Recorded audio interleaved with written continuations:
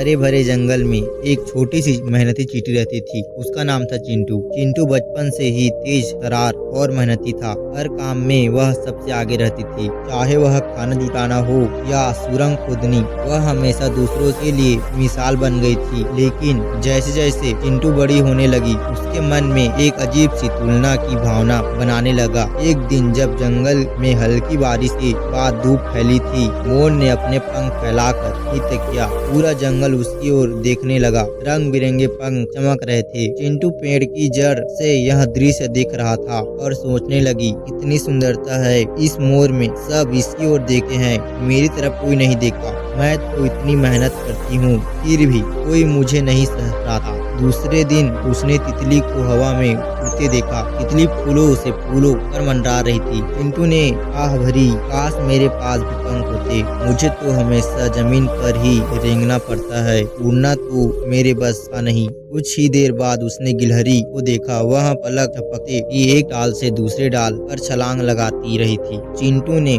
धीरे से दुबाया, मेरे पास तो इतनी ताकत भी नहीं, मैं तो बस धीरे धीरे चल सकती हूँ। धीरे धीरे वही विचार उसके मन में घर करने लगे। पहले वह सबसे पहले खाना जुटा लेती थी, अब सबसे पीछे रह जाती थी। हाथी चींटियां पूछती, चिंटू तुझे क्या हो गया है? तू पहले जैसी खुश और फुर्तीली क्यों नहीं है? लेकिन चिंटू हर बार बस मुस्कुरा कर चुप हो जाती। एक दिन अचानक जंगल का मौसम बदल गया। काले बादल छा गए, तेज हवा चलने लगी और देखते ही देखते मूसलाधार बारिश शुरू हो गई। बिजलियां आसमान को चीर रही थी। पेड़ जोर जोर से गिर रहे थे। कई पेड़ टूटकर गिर गए, नाले उछल कर आ गए। पूरा जंगल घबराहट से भर गया। तितली ने नाजुक पंख भीगकर भारी हो गए थे। वह अब उड़ नहीं पा रही थी और एक पत्ते पर कांप रही थी। गिलहरी का घर जो पेड़ पर था, बारिश में टूटकर गिर गए। वह भीगी सहमी जमीन पर बैठी थी। मोर की खूबसूरत पंख, जिस पर उसे गर्व था, पानी से भीगकर लटक गई थी। वह अपने पंख फैलाकर नाच भी नहीं पा रही थी। पूरा जंगल अफरा तफरी में था। बड़े बड़े जानवर भी सुरक्षित जगह ढूंढ रहे थे, लेकिन चींटियों की कॉलोनी पूरी तरह सुरक्षित थी। उन्हें गहरी जमीन में मजबूत सुरंगें बना रखी थी। उनका घर बाहर खान से बिल्कुल अडिंग था। चिंटू ने यह सब देखा तो उसका दिल भर आया। वह सोचने लगी, जिससे मैं जलती रही वही आज मुसीबत में है। मैं उसकी खूबियों पर ईर्ष्या करती रही, लेकिन आज उसकी खूबियां भी काम नहीं आ रही है। क्या मैं कुछ कर सकती हूँ? चिंटू ने ठान लिया। उसने तुरंत अपनी टोली की चींटियों को बुलाया और बोली, मित्रों, आज समय है कि हम अपनी ताकत को दूसरों की मदद के लिए लाए। हम छोटे हैं, पर अगर मिलकर कोशिश करें तो बड़े से बड़े को सहारा दे सकते हैं। सैकड़ों चींटियां कतार बनाकर निकल पड़ी। कुछ चींटियों ने मिलकर तितली को धीरे धीरे पीठ पर उठाया और उसे सुरक्षित जगह तक पहुंचा दिया। कुछ चींटियां गिलहरी के लिए सूखे पत्ते और टहनियां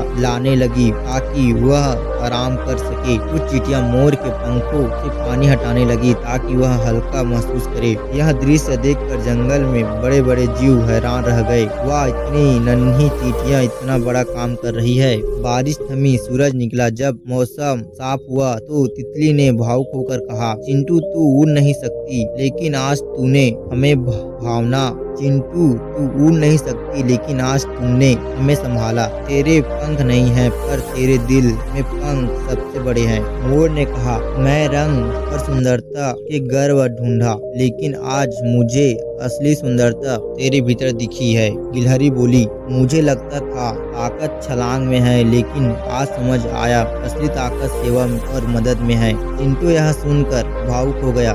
पहली बार वह अपने खुद को खास महसूस किया। उससे समझ आ गया कि हर जीव की अपनी भूमिका होती है। तुलना और जलन हमें कमजोर बनाती है, लेकिन जब हम अपनी खुशियों को पहचानते हैं और उन्हें दूसरों की भलाई के लिए लगाते हैं, तभी हम सच्चे मायने में बड़े बनते हैं। छोटा होना कमजोरी नहीं है, असली ताकत तो बड़े दिल में छिपी होती है। अगर आप लोगों को मेरा यह वीडियो पसंद आ रहा हो तो हमारे चैनल को सब्सक्राइब कीजिए और अपने दोस्तों के साथ शेयर जरूर कीजिए, ताकि मैं आप लोगों के लिए अच्छे से कहानी ला सकूं। धन्यवाद।